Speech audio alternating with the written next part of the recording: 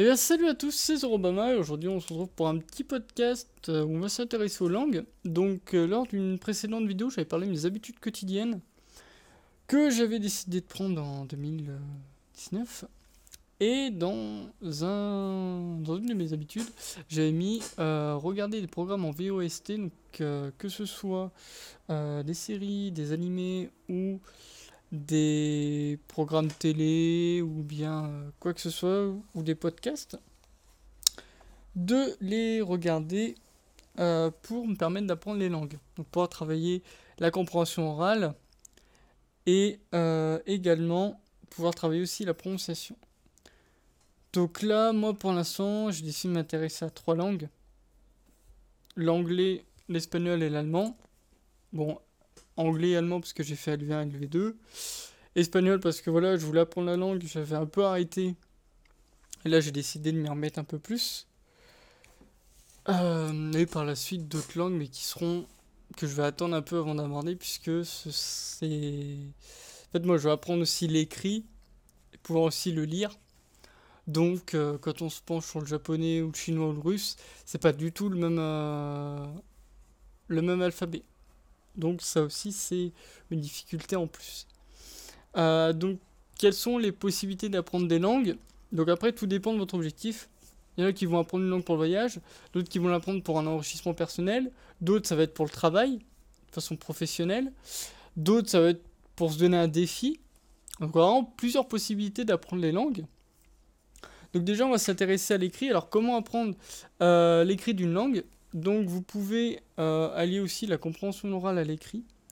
Si on s'intéresse au programme, voilà, vous pouvez par exemple regarder un programme déjà dans votre langue, enfin sous-titré dans votre langue. Par exemple, on prend un programme en allemand et on le sous-titre en français, un programme en anglais, on le sous-titre en français. Et après, passer les sous-titres dans la même langue. Donc, c'est-à-dire que vous regardez un programme en anglais, vous le sous-titrez en anglais. Comme ça, vous allez pouvoir voir les mots, comment ils sont écrits, pouvoir les comprendre, pouvoir comprendre aussi comment on peut les prononcer. Donc ça, c'est une première possibilité. Déjà, reconnaître les mots, les cerner, et ensuite, ou même passer directement à la difficulté, qui est de mettre directement dans la langue et le sous-titrer directement, pour vraiment travailler à fond la compréhension orale. Concernant l'écrit, il y a les bouquins, hein. Ça on va pas se le cacher, donc on a la série pour les nuls. Il y a aussi les arabes, s'il me semble. Je vais faire une petite vérification, parce que je sais que j'ai acheté des bouquins de cette collection, et qui font beaucoup de... Comment dire? Beaucoup de méthodes pour apprendre les langues. Ouais, c'est arabe, donc H-A-R-R-A-P, apostrophe S. Donc ils font un peu de tout, hein. Ils font anglais, allemand, italien. euh, J'avais pris quoi aussi? Enfin ça, j'ai pas pris cela, mais il y a japonais aussi qui le font. Ah, donc après, ça dépend ce que vous voulez. Sachant qu'ils font aussi pour les enfants dans différentes matières. Mais moi, je les connais principalement pour les collections qu'ils ont fait euh, en langue. Et leur collection est vraiment importante. Après, ça va, c'est pas non plus des livres qui sont trop chers. Donc ça, par exemple, le mini dictionnaire, on a pour 4,50. Après, ça dépend de ce que vous cherchez. Si vous voulez un gros dictionnaire, si vous voulez un tout petit. Après, des méthodes que vous voulez avoir. Parce que voilà, les petits livrets de poche où on nous dit la langue suivie dans votre poche, c'est vraiment les petits dictionnaires de discussion qui vont permettre voilà, de tenir quelques temps avec des natifs en voyage dans le pays qu'on va visiter.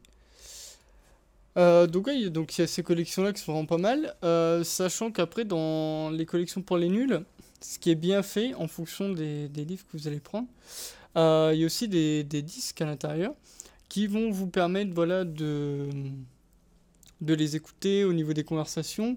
Et en plus d'avoir dans le livret les discussions qui sont dites, et en plus de pouvoir suivre, donc déjà de travailler votre lecture de la langue, de travailler votre compréhension, et aussi de pouvoir travailler votre prononciation.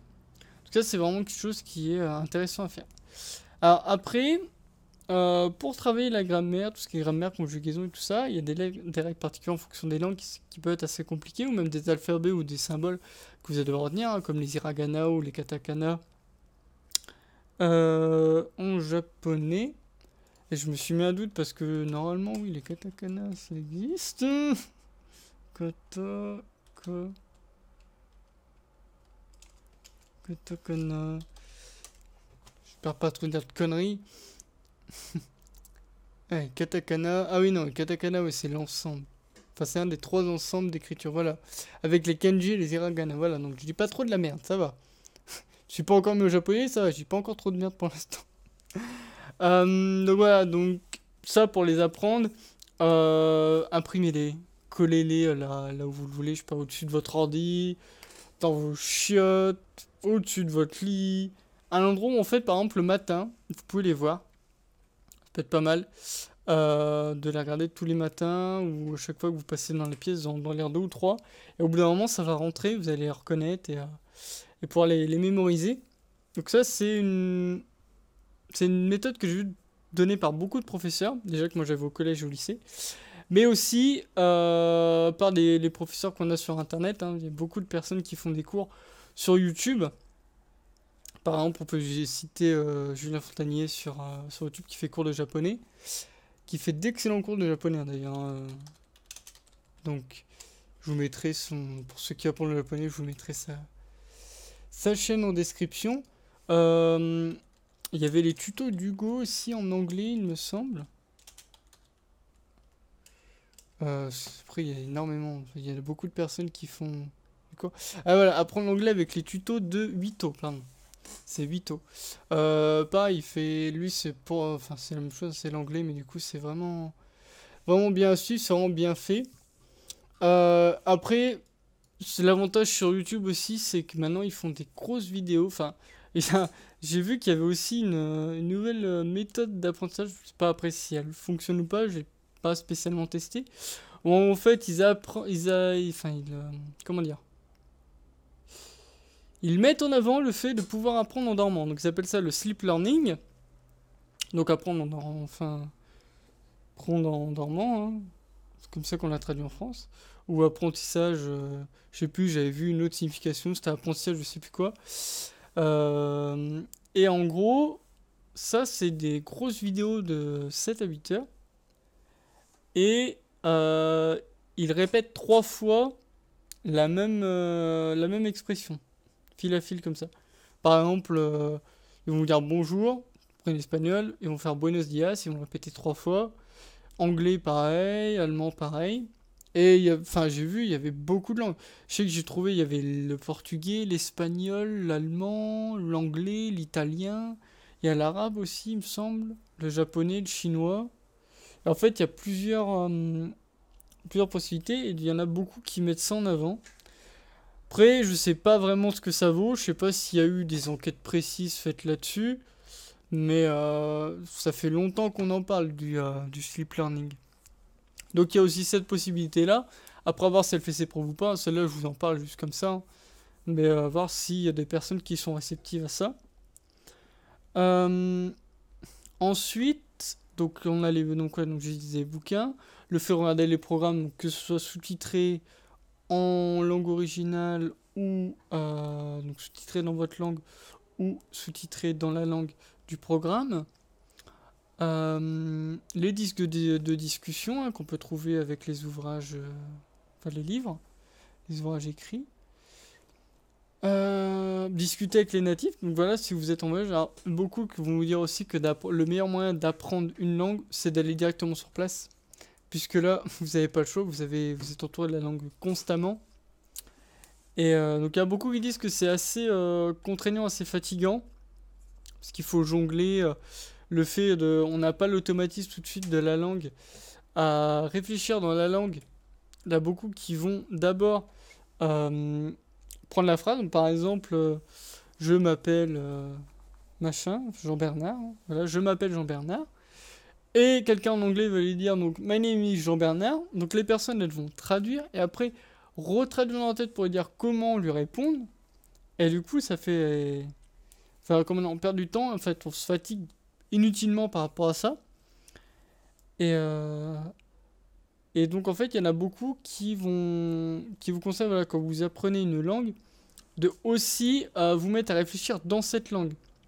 Alors que si vous avez un problème dans cette langue-là, par exemple soit pour l'expression en anglais ou ce genre de choses, vous cherchez un mot, c'est vraiment de réfléchir dans cette langue-là pour rester dans celle-ci et ne pas vous mettre à traduire. Parce qu'en fait, le fait étant que parfois quand on traduit, on peut produire de mauvaises expressions aussi, puisque on va faire la traduction Google Trad, le mot à mot. Truc à ne pas faire du tout, puisqu'il y a des mots et des expressions qui sont propres à certaines langues, qui vont pas vraiment avoir de traduction adéquate dans la langue qu'on veut traduire. Et on va se fatiguer déjà rien pour la traduction. Et en plus de ça, on va pas savoir quoi répondre à la personne. Puisque voilà, ça va vraiment être spécifique. Et si on ne trouve pas l'expression, c'est pareil qu'on ne comprenne pas du tout, qu'on fausse ce que la personne a voulu nous dire. Voilà, donc là, c'est vraiment de faire attention à ça aussi. Voilà, c'est à peu près tout ce que j'avais à vous proposer au niveau de ça. Il y en a après, bon, il y a les traductions aussi avec la musique. On peut aussi s'amuser à écouter certaines chansons, les traduire, regarder les paroles, s'amuser à lire les paroles, décortiquer, et aussi apprendre par la musique. Ça serait plutôt aussi pour l'oral, et voilà, combiner certains procédés pour ça. Après, pour les mots que vous allez utiliser souvent, ou des mots que voilà, vous voulez vraiment retenir, vous pouvez tenir un petit carnet, donc un petit répertoire, où vous écrivez le mot. Après, pour commencer, c'est mieux de le faire par ordre alphabétique, puisque voilà, ça permet de le chercher et de le retrouver plus rapidement. Ou après, comme vous voulez, hein, comme vous vous organisez, de le mettre par chaque catégorie, que ce soit mettons un aliment, une expression, ou après de faire pêle-mêle, c'est-à-dire vous bossez votre cours, vous bossez votre langue, et derrière vous tapez, enfin vous écrivez tous les mots que vous voulez retenir, après de les réviser comme ça aussi au fur et à mesure. Ça peut être une manière aussi de progresser. Donc après, ces méthodes-là que je vous donne, c'est moi ce que j'utilise pour apprendre les langues, mais aussi ça peut vous servir pour vous perfectionner dans une langue, ou bien commencer à travailler une nouvelle langue, hein, bien entendu. Donc après, c'est des règles qui vont pouvoir s'appliquer à tout le monde, soit pour les enfants, collégiens, lycéens, enfin les étudiants, ou milieu professionnel. Donc après, parce qu'il y en a beaucoup voilà, qui ont un peu peur d'apprendre une nouvelle langue. Parfois ils disent ouais, mais avec un prof. Après, oui, il y a le prof particulier. Bon, après, prof particulier, ça dépend des tarifs et ça dépend aussi de vos moyens. Parce qu'après, on se doute bien que si vous êtes étudiant, que vous n'avez pas trop de moyens, payer un mec qui va vous donner des cours ou ce genre de choses, c'est vrai que là, autant profiter d'abord des outils qu'on a sur Internet et ce qui vous entoure pour apprendre une langue. Moi, d'un point de vue personnel, je trouve que ça n'a jamais été aussi facile d'apprendre des langues avec tous les moyens qu'on peut trouver à notre disposition. Que ce soit les sites, les applications, bon après les applications payantes, y a Babel et tout ça, mais après ça dépend aussi de vos moyens, si vous voulez payer, enfin si vous avez de quoi payer, acheter des livres ou les emprunter à la bibliothèque, ou regarder sur internet des tutos ou ce genre de choses. Ça dépend vraiment des moyens de chacun. Mais avec Internet, il y a plus de facilité d'apprendre les langues. Donc après, si vous voulez en discuter, vous pouvez en parler en commentaire, dire voilà les méthodes que vous utilisez pour apprendre les langues que vous avez apprises, celles que vous souhaitez apprendre. Comme ça, on pourrait discuter aussi par rapport à ça. Ça pourrait être sympa de chacun puisse échanger ses méthodes et voilà, de pouvoir dialoguer par rapport à ça. Donc je vous remercie à tous d'avoir suivi ce petit podcast. C'était Zorobama et on se retrouve dans un prochain podcast.